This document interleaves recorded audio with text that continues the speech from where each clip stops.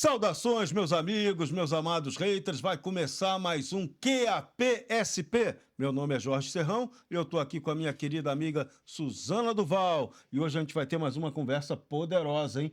Sobre formulações de conceitos que interessam à nossa nação, para quem quer entender esse país aqui, que não é para qualquer um, não. Nosso convidado de hoje, quem é você?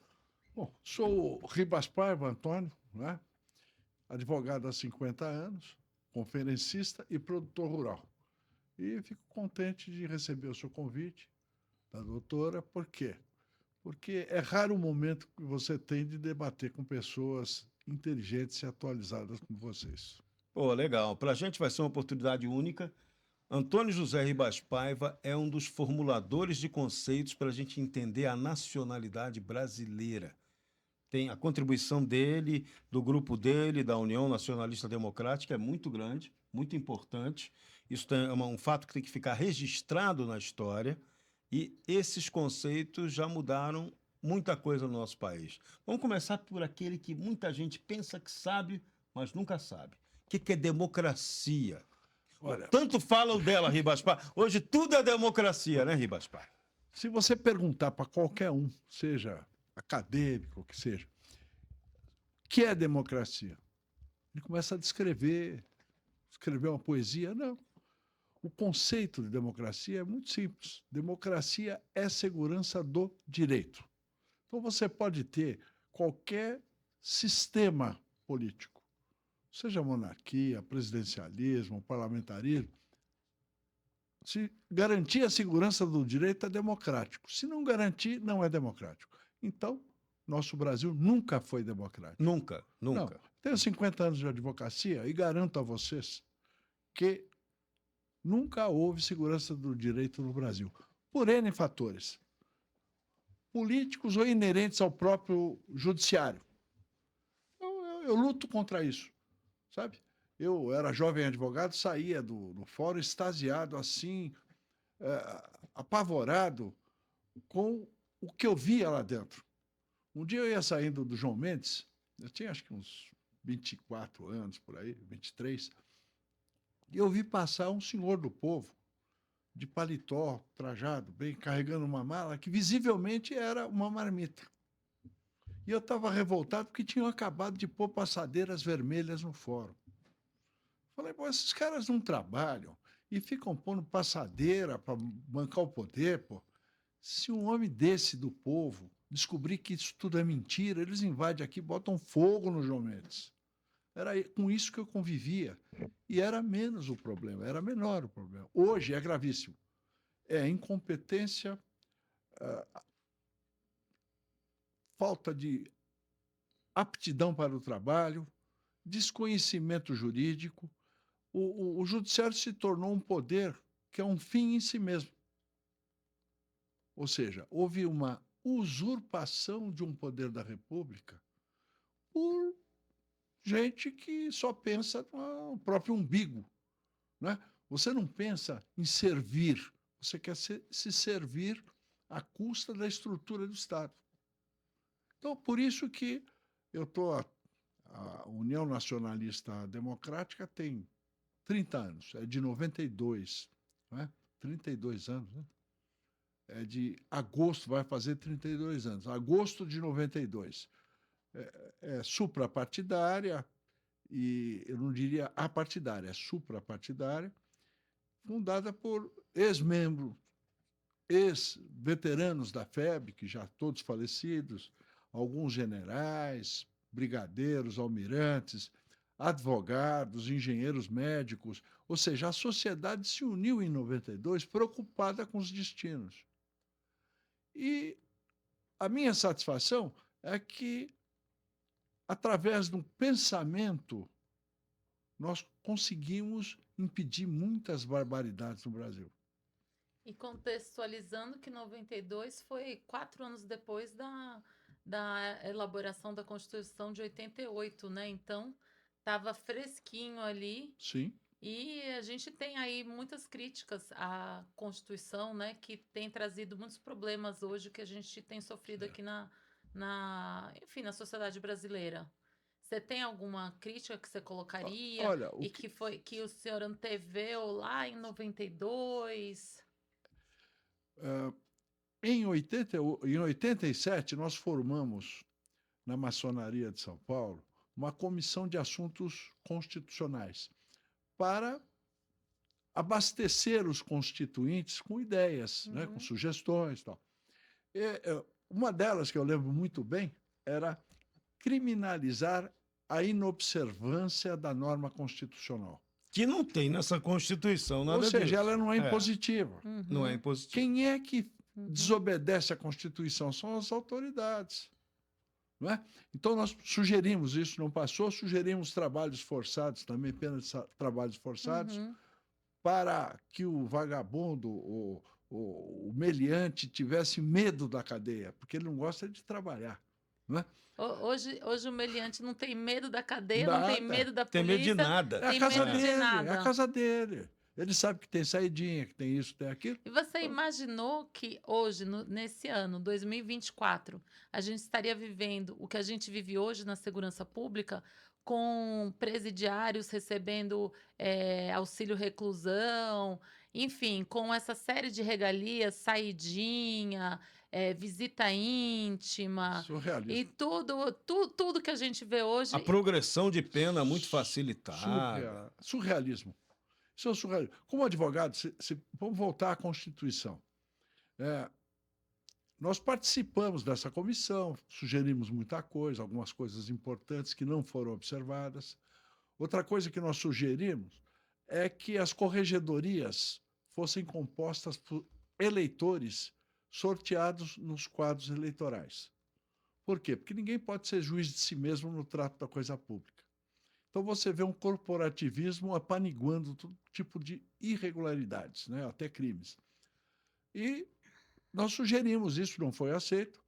Uma das coisas, depois nós conseguimos, que foi o Conselho Nacional de Justiça, mas não com esta composição por indicação, e sim seria por sorteio, Uhum. nos quadros eleitorais, com graduação em Direito e tal.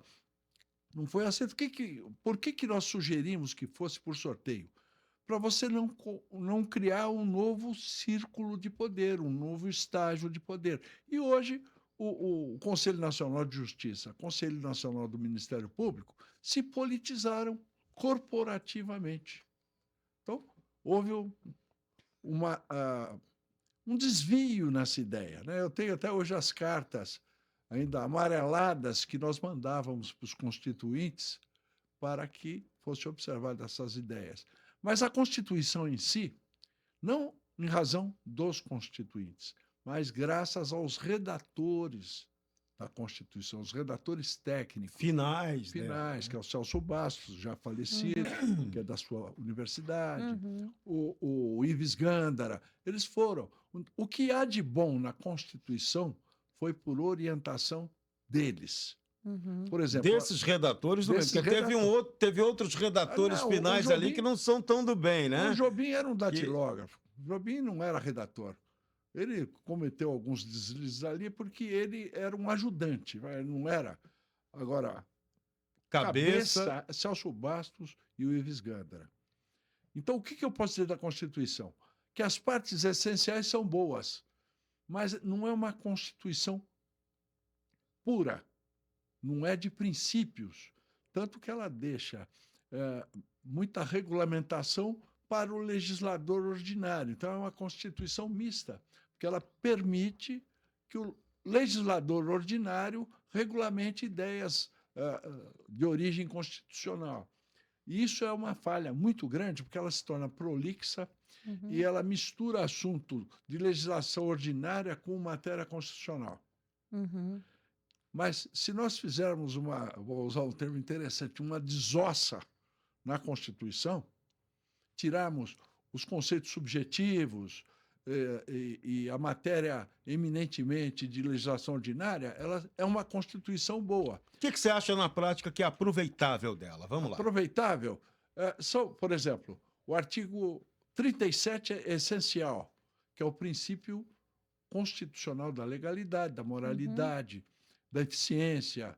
O que rege a administração pública. Rege a administração pública. não é?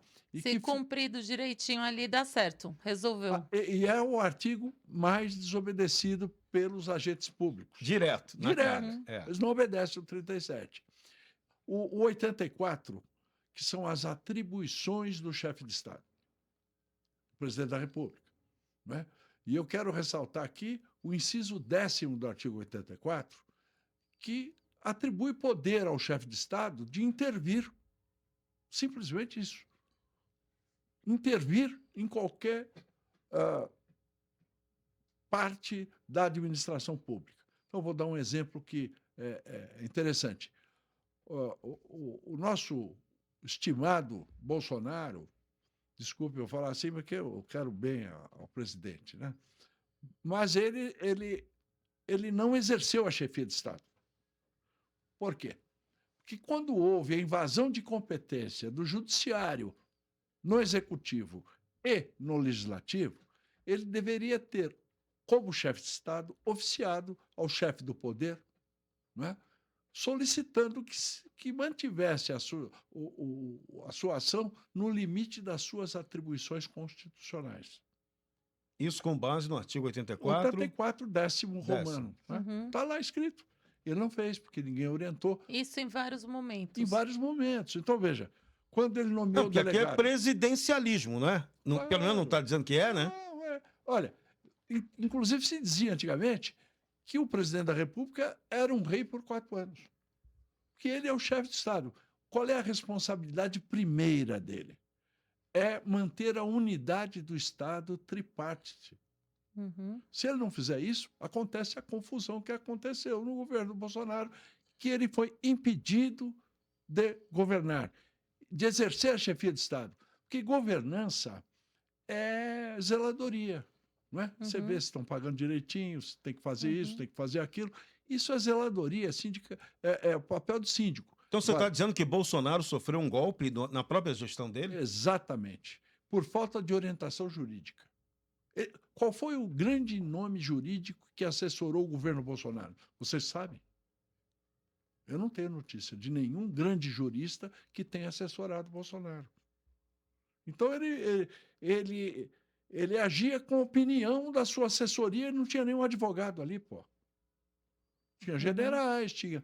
E outra coisa, no Brasil, quem manda aqui são 2 setores que não são setores produtivos da economia, que é o governo e os bancos. Banco e governo não é setor produtivo. Ou seja, banco e governo vivem à custa da produção e desrespeita a produção. Hostiliza quem produz. Os cafetões do Estado. Exatamente, não é? E outra coisa, o agente público hoje acha que tem que ficar rico no cargo. É impossível, pô. Ele está ali para servir. Eu sempre falo, quem está no serviço público está para servir. Quer ficar rico? Vai para atividade empresarial, como em qualquer lugar do mundo. Agora as pessoas querem o melhor de todos os mundos, né? Ficar rico sendo servidor público sem correr o risco e exercendo da o poder atividade do Estado. Pois é. Porque, queira ou não, quem exerce o poder do Estado é o agente público. Porque o Estado é um ente ficcional. Não é? É uma instituição do povo que foi usurpada por linhas de funcionários que não respeitam a coisa pública, por poder econômico. Eu cito aqui, por exemplo, a FEBRABAN. A FEBRABAN manda no Banco Central historicamente. Eu não estou falando mal do sistema, porque economia precisa do banco. Essa história do Banco Central independente é meio ficção científica no Brasil, né? Nunca foi. O Banco Central agora é independente de quem? Do governo, mas não da FEBRABAN. Tanto é que os caras saem do Banco Central e vão trabalhar em banco.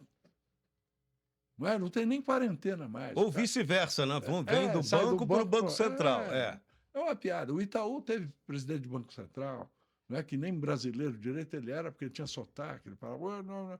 Quer dizer, você mal entendia o que o presidente falava. Aquele o parente era funcionário da City de Londres. Ele foi diretor do Banco Central, não é? E ele ligava para Londres na abertura do mercado e no fechamento para receber as ordens. Aí depois ele foi ser presidente da Petrobras.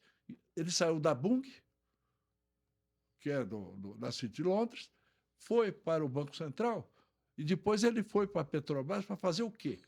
Ele estabeleceu a paridade entre o nosso petróleo e o mercado spot, que é especulativo. Só que o Brasil nunca comprou 1 litro de petróleo spot, porque o Brasil tem autonomia de petróleo e tem crédito. Então ele não precisa do mercado spot. E os contratos de petróleo são de longo prazo em dólar. Então você pode fazer uma paridade em dólar, mas não no mercado especulativo. Qual foi o resultado? O custo mundial do barril de petróleo de 158 litros é $3 a extração. O barril refinado é $15, ou seja, R$ 50. Você paga 2.000% no bico do posto. Graças a esta política de paridade, para quê? Para engordar os dividendos, porque a City de Londres e os espertalhões compraram as ações preferenciais, então os dividendos são para eles. O governo não tem muito, mas então o governo dá uma de marido traído, ele joga o sofá pela janela. Por quê? Porque essa paridade o ajudou também na arrecadação, porque ele é grande acionista. Então, essas são distorções que nós temos que observar. Uhum. Não é? E você não vê os economistas tocarem nesses pontos. Não, tudo tabu. Tá bom. Outro ponto fundamental nessa questão é a Selic, a taxa Selic. A taxa Selic ela é estabelecida pelo Banco Central e pela Associação das Empresas de Crédito e Financiamento, ou seja, é a raposa fazendo a seleção dos ovos e das galinhas. Tá? Então, o que acontece? A exemplo do que aconteceu nas empreiteiras, houve um superfaturamento da Selic. O que acontece? Se aumenta artificialmente a dívida pública. Porque a Selic é que estabelece o que o governo vai pagar para os bancos. Isso. Né? Então você tem... Aí eu fiz um estudo que me veio à cabeça o seguinte: a dívida pública está consumindo todos os recursos, não é? Que são 6 trilhões, é quase o PIB do Brasil. De alguma forma, essa dívida tem que ser monetizada, ou seja, tem que ser paga. Agora, para pagar, você tem que saber o quanto você deve. Falei, qual o parâmetro que nós podemos usar? Então, eu peguei a taxa que o Brasil paga lá fora, que ele pratica internacionalmente. Lá fora tem 2 taxas, tem a Prime e a LIBOR. A Prime é mais cara para países com maior risco e a LIBOR é a taxa mais barata. Bom, a Prime e a LIBOR, elas têm um gráfico paralelo. E a Selic, que é a taxa do Brasil, que nós pagamos, ela está aqui em cima. Então, você tem um gráfico com a Prime e a LIBOR aqui embaixo e a Selic aqui em cima. Sempre lá em cima. Houve no governo, para vocês terem uma ideia, no governo Fernando Henrique, a Prime, que era mais cara, era 5%. O Fernando Henrique pôs a Selic em 48%. Aumentou, sei lá, exponencialmente a dívida pública. E é o seguinte, a grande desculpa... E é numa canetada, né? Canetada. Numa canetada aumenta a dívida pública Acabou. e depois vai embora, fica 4 anos, vai embora e fica a conta para o brasileiro pagar. E ele enche o bolso também. Então, você veja, a taxa Selic que ele aumentou assim, ela endividou profundamente o Brasil. Então, o que aconteceu com o Marcelo Odebrecht? Ele foi preso porque houve superfaturamento de obras públicas, não é isso? Agora, os banqueiros superfaturaram a Selic através de seus agentes públicos e está tudo bem, tudo sob controle. Então, aí, esse gráfico, parece até um jacaré, o desenho, ele prova, pena que eu não trouxe hoje, que eu não me imaginei que a gente fosse falar nisso, ele prova que houve superfaturamento Selic. Uhum. A grande desculpa do sistema financeiro para aumentar a Selic, existe um risco de inflação. Mentira. Sempre essa história. Mentira. Sempre essa história. Você não tem... O que é inflação? É decomposição do valor aquisitivo da moeda. Né? E quando acontece isso? Quando há ou excesso de moeda ou pressão de demanda. No caso do Brasil, não existe nem excesso de moeda e nem pressão de demanda. Não existe excesso de moeda porque os bancos querem ter o monopólio do dinheiro. E não Uhum. existe pressão de demanda porque as pessoas estão desempregadas. Em plena pandemia, o Paulo Guedes falava em pressão de demanda, pô. Estava todo mundo desempregado, as firmas paradas. Quer dizer, é tudo mentira.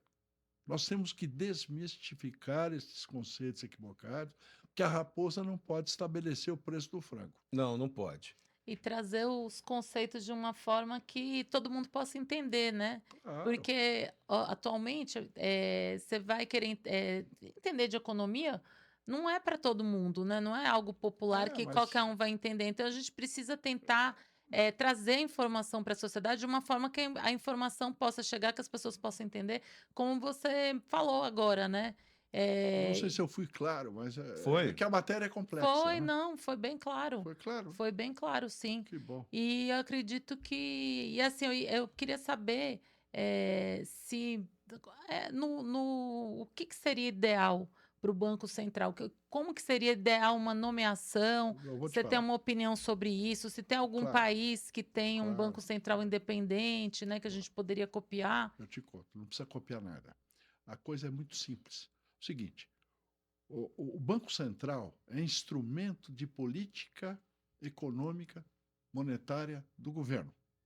Então ele não pode ser independente, porque ele depende do governo. Como é que o governo vai estabelecer uma política monetária se ele não manda no Banco Central? E é isso que o Lula. Vamos fazer aqui o advogado do diabo. E é isso exatamente que o Lula está até pregando. Que ele quer Ele sabe poder. disso, Ele quer poder mandar no Banco Central e sabe que não manda mais. Não, é em termos, né? Em termos. O Lula. Mas ele agora quer indicar o Eu companheirão gostei. dele depois para lá, lógico. para ele poder mandar. A jogada é essa. Eu gostei do discurso que ele fez agora, que ele diz o seguinte: nós temos que garantir a igualdade de oportunidades. Isso é conceito da UND, entendeu? Que eles falam em renda e não sei o quê, não.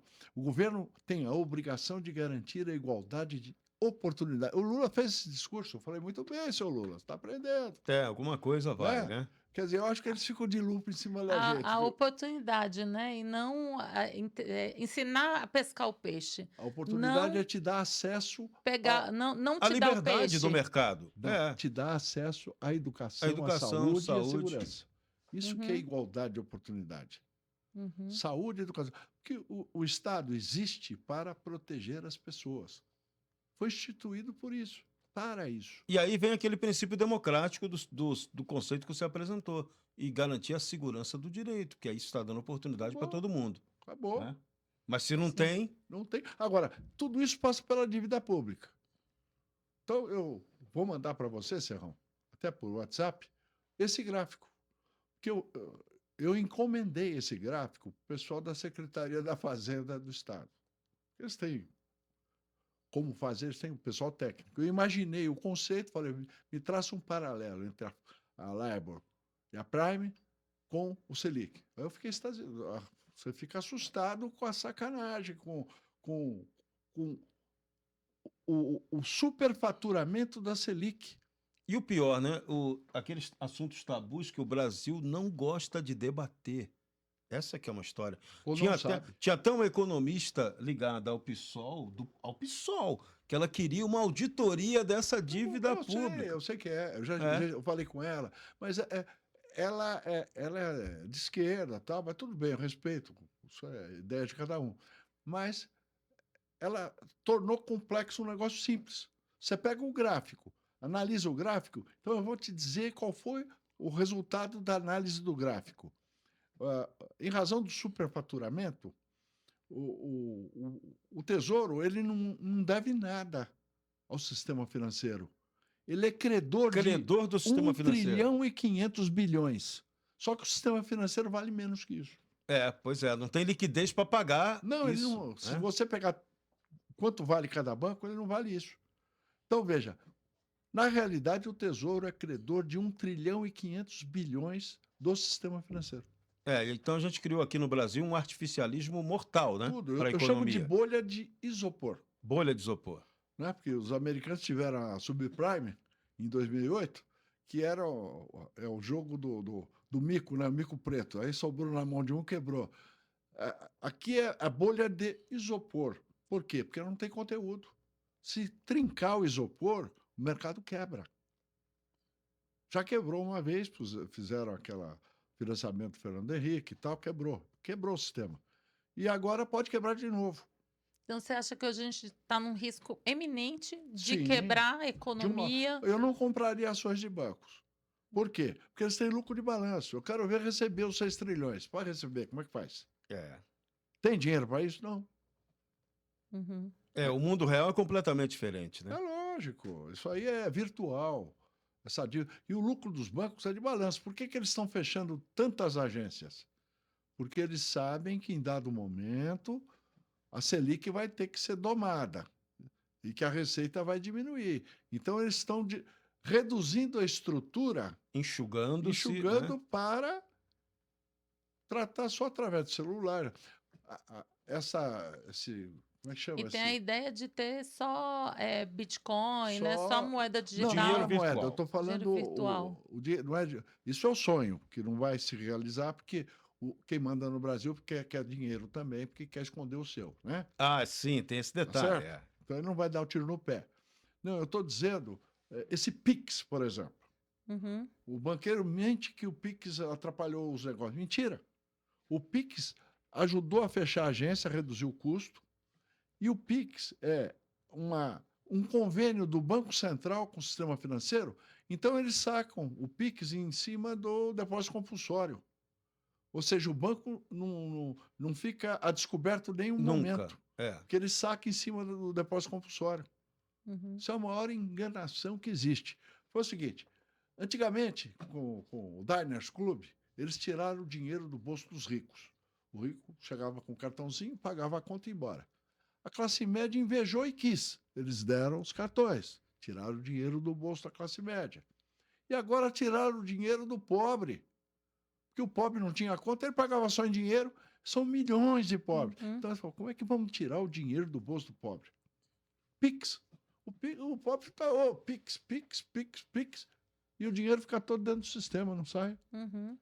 Que antes tinha muito mais dinheiro circulando, né? Sim. Agora não tem. E agora com o Pix, que é no custo zero, é rápido, é fácil, é acessível para qualquer um.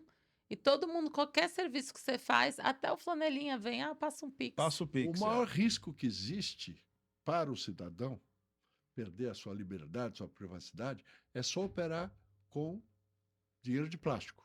Você tem que ter o dinheiro no bolso, alguma coisa, porque senão você não toma um café. Moeda corrente para você usar. Se errarem lá no banco, caiu o sistema, você chega no supermercado e não paga a conta, você vai no restaurante, você tem que lavar prato, porque não passou o cartão, como é que faz?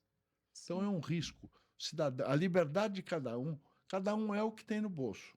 O resto é do banqueiro. Antônio Ribas Paiva, vamos voltar para a Constituição. A gente estava falando dela, a gente derivou para essa questão financeira, que foi muito importante. Mas vamos voltar. O que essa Constituição ainda tem que salvar? Você citou aí os artigos. Vamos lá, que 37, 84, o que mais? É a atribuição do presidente. E veja, essas atribuições presidenciais, elas são impositivas.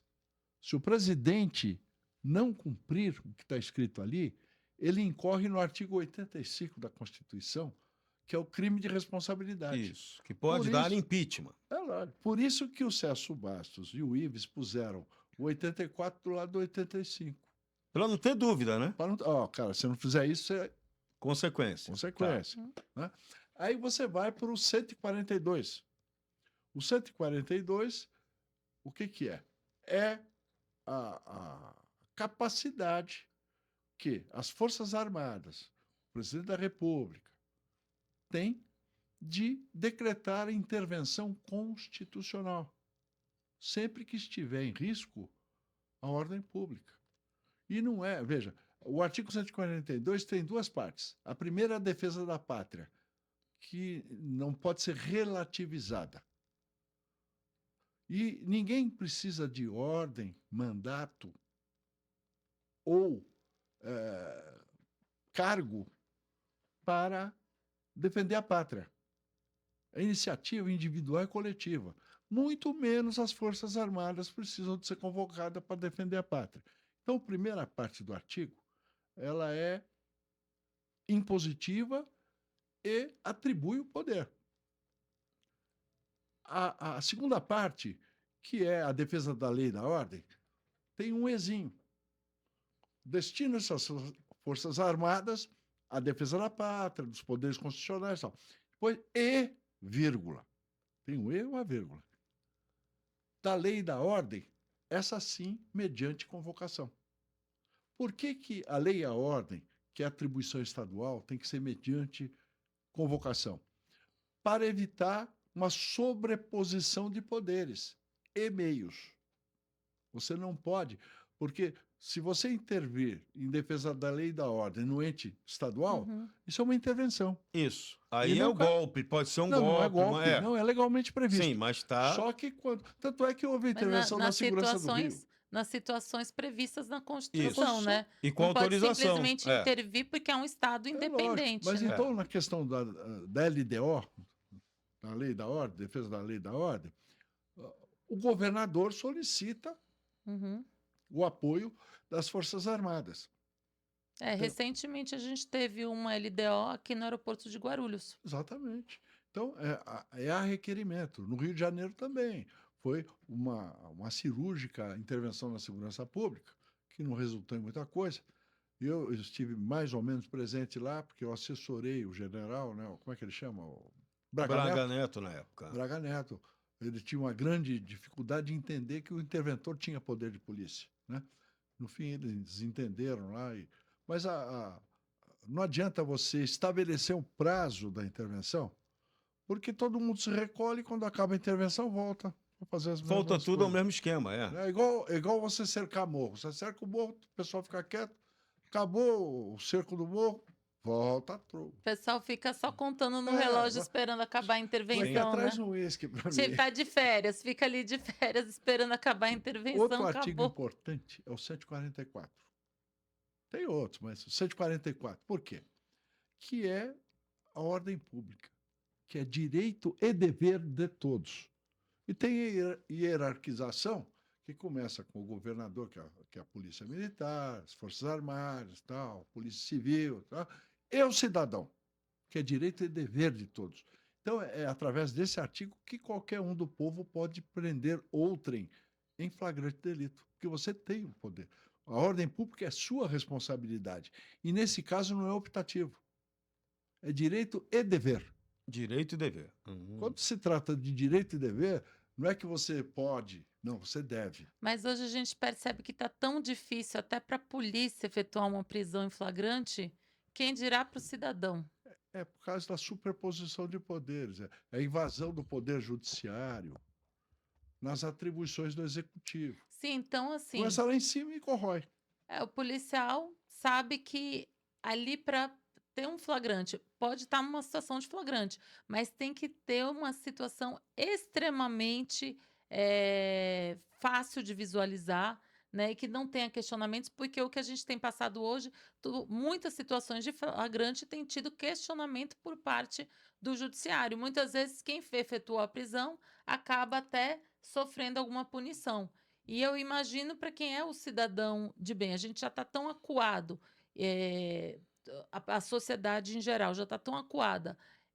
Tem havido uma tentativa de acuar a polícia dessa forma, de sofrer procedimentos administrativos, sempre a polícia está sendo questionada. Acabou a fé pública do ente policial. Eu não diria tanto. Mas é muito questionamento. Então, assim, são situações que a gente vê que são... mas sempre, por exemplo, vou dar um exemplo claro. A audiência de custódia, né? A coisa mais comum que tem é questionar como que foi feita a prisão pelo policial. Né? E a gente fica até impressionado, que a gente fala, nem em hotel de luxo tem todas essas perguntas e regalias. Porque quando o acusado chega lá para... o preso, né, no caso, uma audiência de custódia, chega para ser ouvido, aí geralmente o juiz pergunta, você foi bem tratado na tua prisão, né? Só falta perguntar, dormiu Tomou bem? um O hotel era cafezinho. Te bom, atendeu, né? o policial te atendeu O bem, policial te né? atendeu bem? Então, esse tipo de pergunta. E assim, até aí, né? Ainda tem um sentido aí para verificar a legalidade da prisão, né? Lógico que sem os exageros que têm acontecido, mas tudo bem, né? A gente Isso até é entende o minoria, argumento. isso é Só relativo. que quando chega para o policial, se ele fala, não, eu fui maltratado, eu apanhei, mesmo não tendo nada no IML, não tendo acontecido nada com ele, esse policial já está sobre o risco de responder um abuso de autoridade. Então, assim, usam esse meio para acuar a Claro. própria polícia. E isso vai em detrimento da sociedade. Exatamente. Aí, assim, a Ninguém quer gente. trabalhar. Pois Você é, vai arriscar o pescoço? fica Não. todo mundo com medo, Lógico, né? claro. Porque, assim, o recado é esse: não trabalhe, não prenda em flagrante, você será questionado. Aí a gente entra na questão dos conceitos, né? O patrimônio jurídico mais importante para a sociedade é a ordem pública. Por quê? Porque ela garante a vida, Uhum, né? Os ideólogos de esquerda dizem que a vida é o patrimônio mais importante para a sociedade. Não é. O que é a vida sem garantia, né? uhum. Então, a ordem pública é o patrimônio jurídico mais importante para a sociedade. E isso tem sido inobservado pelas autoridades. Porque eles pensam o quê? Administrativamente ou no interesse próprio, né?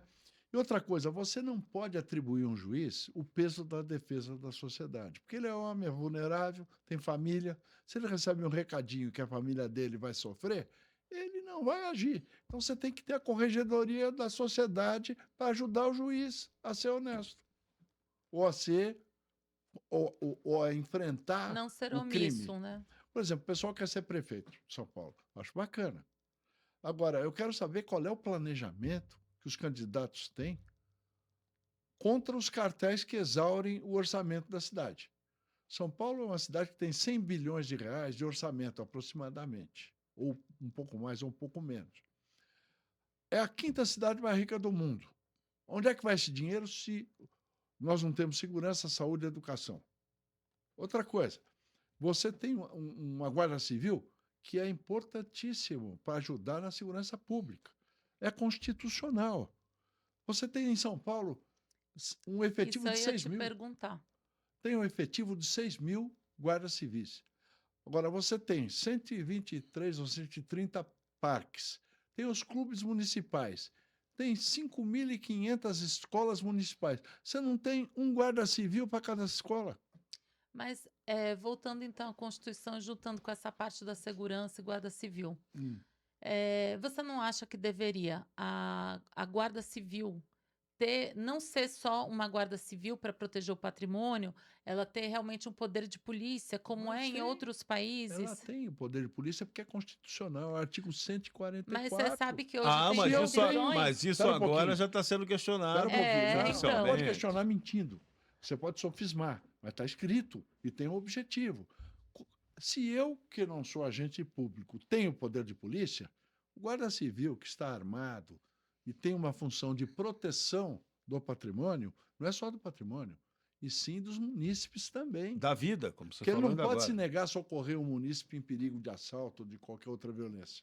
Então, aí que é importante, essa segunda parte de proteção dos munícipes. Claro. Agora, o que a gente tem visto Quem que em sustenta? Não é o munícipe? decisões recorrentes dos tribunais? O tribunal Que não a tem Guarda nada. Civil não tem poder para atuar como polícia, não tem poder Mas é para polícia. efetuar flagrante, prisão em flagrante, que isso não é dever da Guarda Civil, e que a Guarda Civil estaria usurpando esse dever das polícias militares, civis e Mentira. Porque é federal. uma mega besteira Isso é dentro da lei, mentira. né? Isso aí E é o que sofisma. acontece? Sofisma. Simplesmente já conversei com o guarda, ele, olha, a gente tem ordem que não pode mexer com isso Isso é aqui. falta de conhecimento jurídico. A gente Cadê? não pode. Mas eles tomam depois um abuso. Falta de defesa. E Olha, depois, assim, se nem o Exército tem assessoria jurídica, imagina a Guarda Civil. e depois a gente vai ver, a gente vê alguns casos, né?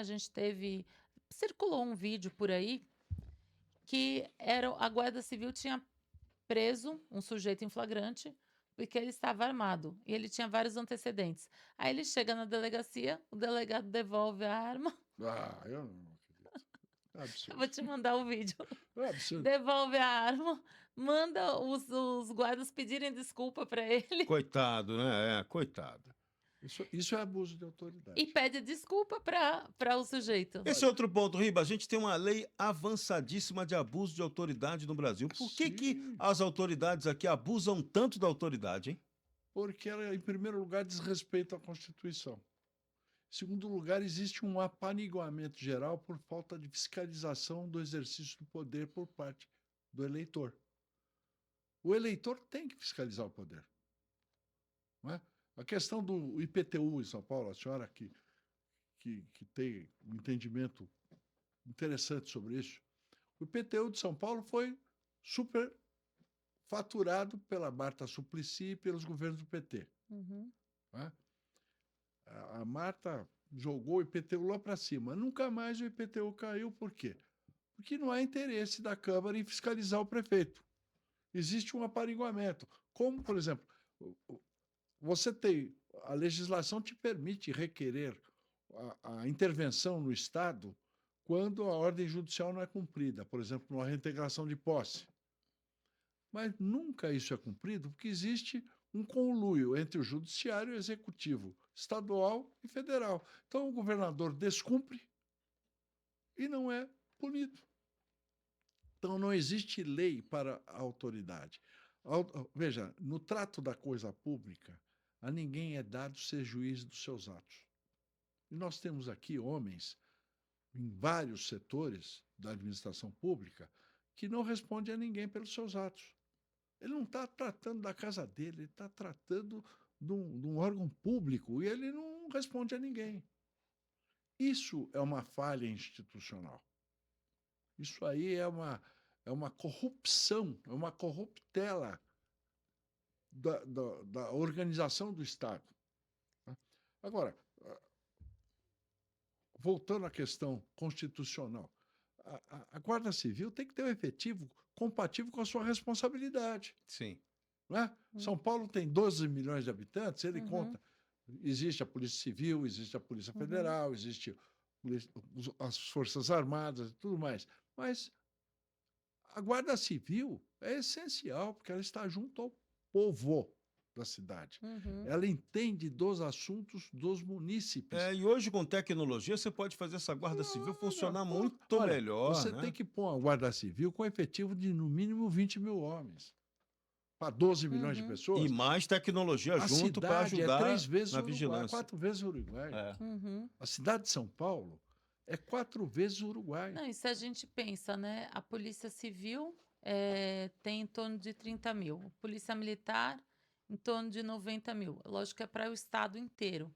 Mas também, se a gente colocar que a maior parte da população do estado está em São Paulo, né? Acho que é um Grande terço. São Paulo. Grande São Paulo Grande é São Paulo é metade. 40 milhões.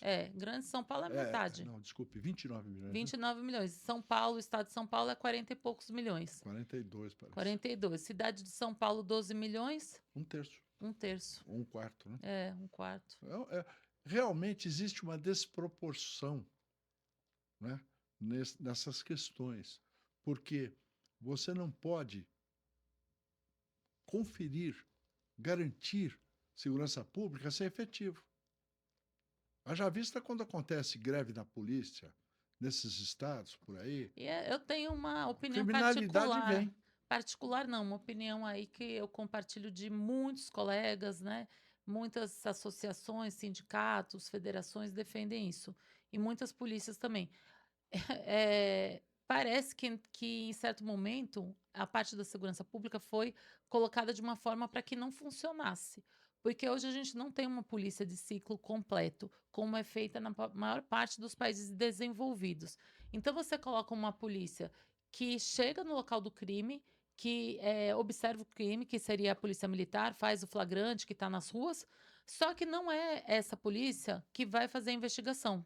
Então, essa polícia é impedida de continuar o trabalho após ter feito o flagrante e passa para a Polícia Civil, que não estava presente, que não participou da ação, e simplesmente... Já vai atrasar o negócio, só nesse intervalo. Transferência, já se perde um monte de provas. E também para quem está mal intencionado, fica mais fácil ainda. Ah, não, não fui eu, Muito. foi a outra, não, não, é essa. Então, assim, parece assim, o que funciona hoje de segurança pública, eu falo que funciona por um milagre, É porque milagre. o sistema é feito para Concordo. não funcionar. Não funciona. É impressionante. Então, você vai para uma Scotland Yard, a pessoa que fez o flagrante, o policial que fez o flagrante, vai acompanhar tudo até o final, né? Aquele policial que começou na rua, ele vai subindo, vai mudando de degrau. Claro. Aqui a gente tem cargos que ele entra, saiu da casa do pai e da mãe, nunca teve um emprego na vida, vai ser o chefe da polícia, vai chefiar toda uma equipe que tem ali 30 anos de experiência, 10, 20, 30. Então, assim, parece que tudo aqui é feito de uma forma que não funcione e que não ande, né? E que a segurança não ande. Então, assim, a gente tem aí. Eu sou fã do trabalho de todos os policiais, meus colegas. Eu sei que a maior parte, a grande maioria mesmo, se eu acompanho, é realmente comprometida com o trabalho, é comprometida com a missão, está comprometido a É entregar para a vocacionado. sociedade, é vocacionado. Mas, infelizmente, é muito difícil. A gente tem que superar muitos obstáculos, né? Fazer um milagre para a coisa acontecer. Porque a legislação ela atrapalha muito. Então, essa é uma das críticas que eu tenho Não com tem razão. relação à Constituição. Concordo com a senhora. E digo mais, o pessoal de área de saúde, área de segurança, tem que ter um regime diferenciado, porque eles estão empenhando a saúde, a própria Própria vida, integridade integridade física física. na defesa de interesse terceiro. Agora, como é que o sujeito vai defender alguém ou vai se dedicar a um doente se ele ganha pouco? Ele não pode pensar em escola do filho, ele não pode pensar em aluguel de casa, ele não pode pensar em seguro-saúde. Ele tem que se dedicar integralmente ao que ele faz, é um sacerdócio. Pessoal de saúde, pessoal de polícia, de segurança pública, é sacerdócio. Só dá certo para quem é vocacionado. Agora, o Estado tem que garantir que essas pessoas se dediquem integralmente à sua missão. Agora, tem que pagar bem, tem que fazer Das treinamento, condições. dar condições de trabalho, instrumentos de trabalho, equipamento, tudo. Por quê? Porque aí o sujeito está tranquilo. Uhum. Só para exemplificar, fazer um paralelo, os aviões são colocados em terra e alçam voo nas mãos dos controladores de voo. Quando houve um acidente aqui no Jabaquara, que morreram todos, nós fomos ver quanto ganhava um controlador de voo. O cara ganhava 2 salários mínimos. Pô. Falei, como é que um cara desse vai ter cabeça para pôr gente no chão e levantar voo, pô? Com aquele tráfego aéreo Nos Estados imenso, né? Unidos, o sujeito Ele ganha vai estar 7 mil pensando. dólares por mês, o controlador de voo. Aqui ganhava 2 salários e meio. Então nós mudamos, Um nós fundamos absurdo. aquela Abrapava, né, Associação dos Parentes das Uhum. Vítimas, e foi um marco na segurança de voo no Brasil. Hoje, o voo de companhias é seguro, mas a aviação particular não tem segurança nenhuma por falta de estrutura. Nos últimos 10 anos, nós temos 14 mil acidentes de avião É muita particular. coisa. Particular, muita coisa. Muita Entendeu? coisa mesmo. Então, tudo isso tem sido legado ao acaso, né? Uhum. E a questão da segurança pública, que a senhora abordou muito bem, não há interesse mesmo. E existe o que é crime organizado. Não é organograma de quadrilha. É a associação delitiva entre agentes públicos e criminosos comuns. Isso é crime Uhum. organizado. Esse conceito foi o conceito da UND, foi um conceito que nós desenvolvemos, formulamos, e ele é aceito por todos, pela esquerda, por direita, por todo mundo. O crime organizado é isso. Então, Sem o Estado, o crime não se organiza. sem o poder do Estado, Público, não vai. o crime não se organiza. Qualquer policial prende o chefe da quadrilha. Uhum. Então, nós temos o problema do crime organizado, da remuneração péssima, falta de treinamento. Não é? A gente fazia prova de tiro lá no 20 GAC, regularmente, né, para fazer uma reciclagem, e Chegava o sujeito feito Rambo lá, policial, tal, eram os piores colocados lá. Ou seja, Uhum. isso não é tiro, não treino. Tem melhorado essa questão de treinamento, mas ainda está muito Ainda aquém. deixa muito a desejar. Tem que E dedicar, assim, pô. tem muitas questões que são relativas a treinamento, salário, está sendo muito importante tocar nesse assunto aqui, Essencial, porque essencial. em São Paulo já é conhecido como os piores salários da segurança pública, o estado de São Paulo. Aí a gente começou aqui conversando, falando sobre a pujança do estado de São Paulo, né? A própria cidade de São Paulo, Quinta economia. quinta economia do mundo e os piores salários para a segurança pública. Como é que a gente vai ter uma segurança pública de qualidade? Tem jeito. O PIB do estado de São Paulo é o maior da América Latina. América do Sul, desculpe. Concentra também, a partir do México para baixo, o PIB do estado de São Paulo é o maior. Uhum. Né? O PIB da Bolívia, por exemplo, é menor que o PIB de Santo Amaro. É um bairro aqui de São Paulo. Você entendeu? Existe essa. Eu ouso dizer, eu sei que eu vou ofender algumas pessoas, mas eu ouso dizer que nós temos aqui estados brasileiros que falam espanhol. Porque a economia deles todos depende da economia brasileira. Né? Se nós fizéssemos R$ 1 ancorado numa cesta de minérios, com cotação na Bolsa de Metais de Londres, o real seria a Moeda moeda da fortíssima América do mundo. Latina. Garantido. Uhum. Depois ia passar para a África. Então você E com tem lastro real. com lastro real. Porque você pega uma cesta de minérios com cotação na Bolsa de Metais de Londres, então é uma moeda com cotação internacional independente do mercado financeiro. É real.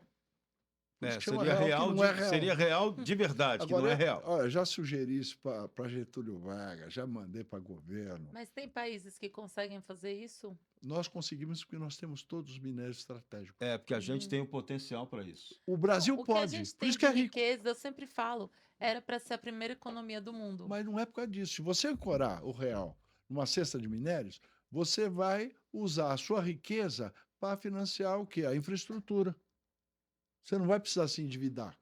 Uhum. Agora você veja, o Fed, nós estamos falando de Banco Central. O Fed é um banco particular, sabia disso? Não é nem independente, ele é particular.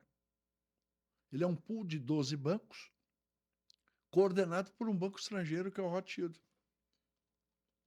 Então, os americanos têm o mesmo problema que nós temos, de autodeterminação. Uhum. Criado lá em 1913, essa confusão foi criada lá. Exatamente. Agora, para criar o Banco Central, eles mataram 4 presidentes. Não é? Você tem aí, o primeiro foi o Abraham Lincoln, que ele era contrário ao endividamento do Estado. O que ele dizia? Dizia o seguinte, o Estado não tem que se endividar. Ele tem que emitir moeda, pagar suas contas e receber o dinheiro de volta na forma de impostos. Não precisa de pedir dinheiro emprestado. Uhum. Aí, mataram. O James Garfield, mesma coisa. O McKinley, também, mesma coisa. Woodrow Wilson, que foi o presidente da Primeira Guerra Mundial, ele fez a campanha dizendo que a América não iria entrar na guerra e que ele não iria fundar o Banco Central. Ele fez as duas coisas. Aí questionaram, pô, o senhor falou que não ia? Ele falou assim, o que o Jânio falou, forças terríveis me impediram. Não, a Que coisa são pega. os banqueiros internacionais. Porque a maior dívida do mundo é a americana. Se é a maior economia, não tinha que ser a maior dívida, você concorda? Sim. É meio paradoxal. Contraditório, Né? paradoxal. Paradoxal. E eles são a maior dívida do mundo. Né? Por quê? Porque o meio circulante americano não é controlado pelo Tesouro americano, é controlado pelo Fed, que é um banco particular. E aí a Aí soberania tem um foi pro saco. interesse. Aí tem um interesse para ter a dívida. Aí você veja, o John Kennedy foi o último, o quarto que foi assassinado.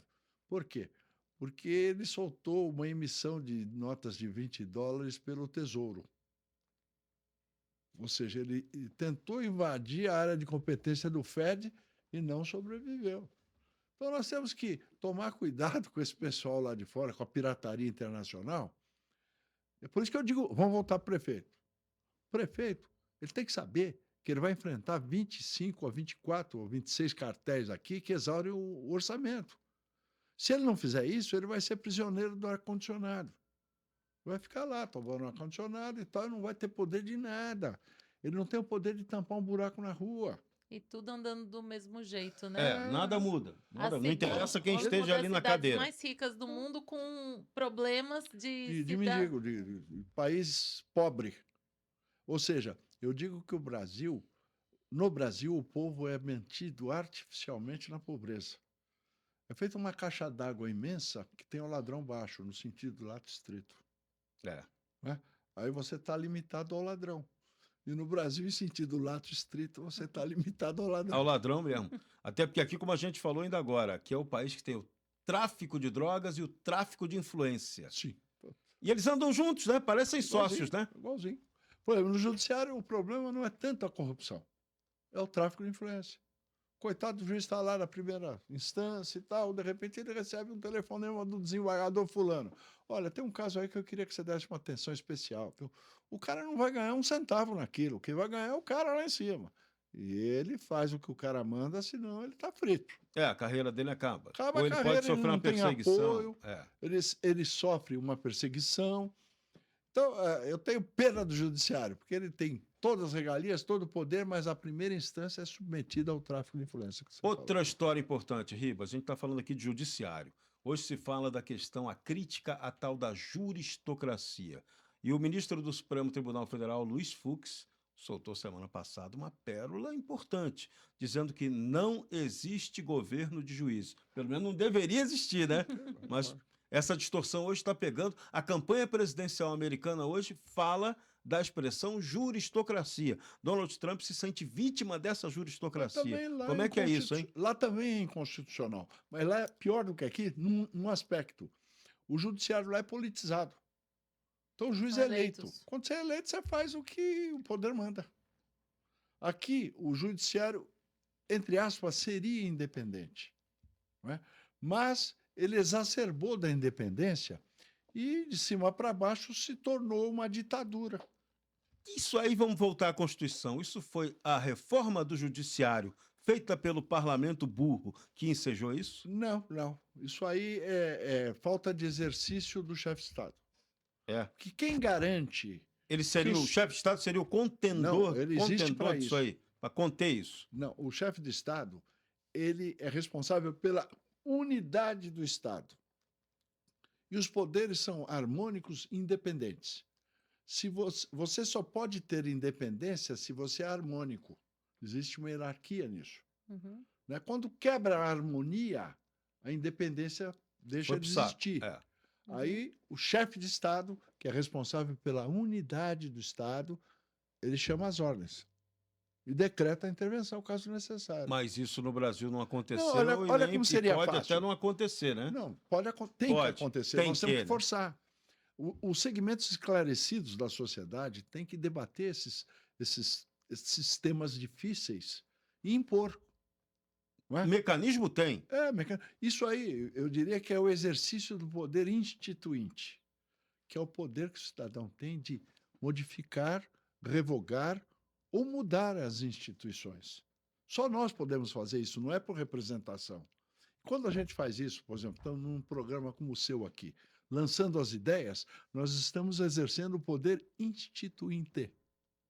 Por quê? Porque nós estamos forjando a consciência nacional.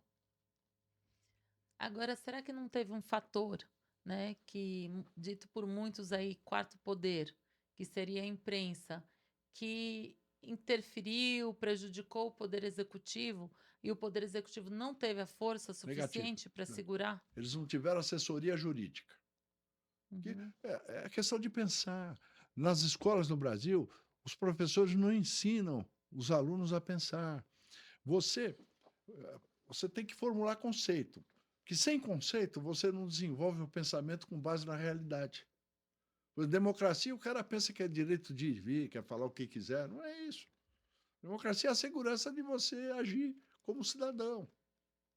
Não é? Então, nós temos que desmistificar conceitos equivocados.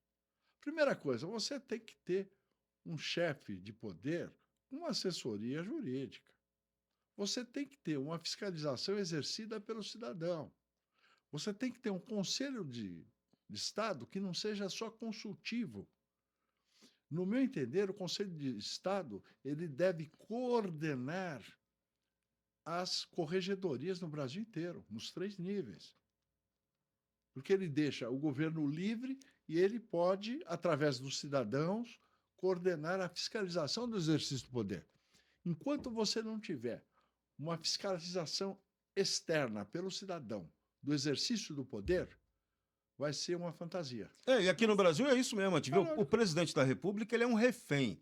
Ele acaba não sendo chefe de Estado, porque ele também não exerce, e é um mau chefe de governo, porque ele também é dependente das ordens do legislativo sobre ele. Né? Olha, é um síndico ruim. É um síndico ruim. Essa questão da Selic, do superfaturamento e da dívida falsa, eu mandei diretamente para o Bolsonaro. Ele sabe disso, ok? Mas o Paulo Guedes não deixou ele mexer nisso. Tanto que em 2021, o Paulo Guedes, em plena pandemia, pagou 2 trilhões de reais para o sistema financeiro. Como é que você não paga um hospital, você não garante um emprego, não garante uma empresa, você vai pagar 2 trilhões para o setor improdutivo? E esses debates não acontecem no Brasil, Eu chamo ele de gnomo da economia. Porque os banqueiros suíços chamam-se gnomos de Zurich, né? Ele é o gnomo tropicalista, né? Que faz a mesma coisa, a feitiçaria, o fantoche. Agora, o presidente ficou na mão de um cara que falou, eu não entendo nada de economia. Em primeiro lugar, um presidente ele tem que ser multidisciplinar. Porque senão ele não pode. Como é que ele vai entender vários? É feito o advogado. O advogado é o cara que não é nada e é tudo, porque ele tem que defender o engenheiro, o médico, o advogado, o juiz, o delegado. Então você tem que entender um pouco de tudo. Um presidente tem que ser multidisciplinar. Nós estamos voltando à época dos enciclopedistas. Você não precisa entender as coisas com profundidade. Você não precisa saber como é que fabrica um avião, mas você tem que saber o que precisa ser feito para o avião voar com segurança. Então, o chefe de Estado ele tem que ser multidisciplinar. Você não pode ser focado, com ângulo focado. Outro exemplo, a UND desenvolve conceitos em geral. E nós desenvolvemos o conceito de guerra de quinta geração, que é nosso, faz uns 10 anos, 12. Quando nós informamos para o comandante, ele criou um Instituto Carlos Meira Matos com professores civis. Porque ele falou, dentro das atribuições da nossa profissão focada, nós não temos como abrir o ângulo para a guerra de quinta geração, que é a guerra por todos os meios. Aí foi criado o Instituto Carlos Meira Matos, que é o general mais respeitado em geopolítica no Brasil. E ele participava da UND. Carlos Meira, já velhinho, com 80 e poucos, tal, ele participava da UND. Então, tem que debater as coisas. Não dá para ficar nesse sem esse programa aqui ser ou outros programas nada, semelhantes, né? Não tem saída. Ribas, então vamos lá, saída. O que você acha? Qual é a saída para essa maior crise institucional que a gente está vivendo hoje no país? É uma repescagem difícil. Poderíamos começar pela eleição do Bolsonaro. Tá? Eu sou crítico do Bolsonaro, como sou crítico de qualquer um, porque eu sou cidadão e eu tenho que falar o que está errado. Né? Me dou esse direito. Mas, se o Bolsonaro exercer a chefia de Estado, vai ser o primeiro grande passo para disciplinar os demais poderes sem quebra institucional, obedecendo à Constituição. E sem ninguém dizer que é golpe, nada está escrito, meu Deus. Exercício da chefia do Estado. Então, como faria o presidente, por exemplo, com o presidente do Supremo, quando ele começou a querer interferir em outras questões de outros poderes? Mandar um ofício para ele. Solicito a Vossa Excelência, com as justas homenagens e tal, que discipline a operação dos seus componentes no limite das suas atribuições constitucionais, primeiro. Segundo ofício, solicito um prazo de 72 horas. Dá o prazo, né? Dá o prazo para o cara. Se o cara continua, decreta a intervenção, acabou. Mas Se eu- decreta uma intervenção aonde exatamente? Aonde for, está escrito lá. O 84 é atribuição Poderia decretar uma intervenção no Supremo Tribunal Federal? Pode. No Supremo, na Polícia Federal, no Congresso. Pode. Veja, se desviou da atribuição, você oficia. Se não volta, decreta. Porque senão você põe em Mas risco aí, o Estado. digamos que um poder executivo mais abusador, ele não poderia ter um risco de quebrar a tripartição de poderes? Se ele fizer isso, compete às Forças Armadas trazer o Executivo. Aí que vem por que destinam-se as Forças Armadas à defesa da pátria e garantia dos poderes institucionais, constitucionais. Essa atribuição é para isso. Que ela é de Estado, né? É lógico, fala assim, faz favor, a Constituição está aqui, o senhor cumpra. Acabou. Agora, o Supremo Tá tudo Tribunal, escrito, o meu Supremo Deus, é feito a Tribunal Bíblia. Federal Você tem acha o que você quiser lá, O pô. Supremo Tribunal Federal, na última teoria, até uma teoria do ministro José Dias Toffoli, diz que o Supremo seria o poder moderador, o Mentira, editor da negativo. sociedade. Nada disso? Negativo. O poder moderador é o presidente da República como chefe de Estado. Os monarquistas, que eu respeito muito, eles costumam dizer que a monarquia é boa porque tem o poder moderador, que é o imperador, que paira sobre os demais poderes. O presidente, como chefe de Estado, tem esta atribuição que está escrito no 84. Então, E você diz que o presidente da República no é Brasil o poder tem que moder- cumprir o seu papel. se ele não cumprir o papel de chefe de Estado, acontece o que aconteceu. Uma barafunda de intervenção dos poderes uns nos outros. Pergunta maquiavélica para a gente terminar. O Lula, presidente Lula, comandante em chefe das Forças Armadas, tem condição de exercer esse papel de chefe de Estado? O que falta ao Lula para isso? Eu não conheço os compromissos que ele tem para ter sido tirado da cadeia e colocado na presidência, né? Todos que estão lá têm compromissos. Você concorda? Se ele tiver a independência de exercer a chefia de Estado, pode ser ele, eu, você, a doutora. Todos nós podemos, né? Você está sentado no poder, meu amigo, está lá. Não, e tem mais. Das atribuições do presidente da República, ele, primeiro, elas não são optativas, são obrigatórias. E a atribuição é personalíssima. Ele não pode atribuir o poder de nenhuma dessas. Indelegável, né? É indelegável. Indelegável. Só tem 3 atribuições que são delegáveis, que eu nem sei quais são, porque não me interessa. Eu sei que a maioria delas, as essenciais, são indelegáveis. Por isso que eu dizia que o Jobim não era chefe das Forças Armadas. Por quê? Porque a atribuição de chefe de Estado, de comandante das Forças Armadas, É do presidente da República. é indelegável. É do presidente. Então, qualquer cidadão que exercer a presidência da República, ele tem o poder, como chefe de Estado, de disciplinar os demais poderes. Tá vendo, inclusive o Lula? dele. É por isso que o 8 de janeiro, se você, como comandante em chefe das Forças Armadas, tivesse determinado que o Exército dissesse a Praça dos Três Poderes não vai ser ocupada, aquela barreira de grades não vai ser rompida, o 8 de janeiro não teria acontecido, mas Lula não fez isso. O 8 Então, de se você janeiro- não fez, né, Lula? O 8 de janeiro o culpado é você, Lula. Não, mas, veja, 8 de janeiro não existiu. Ali foi o exercício da cidadania, a pressão popular.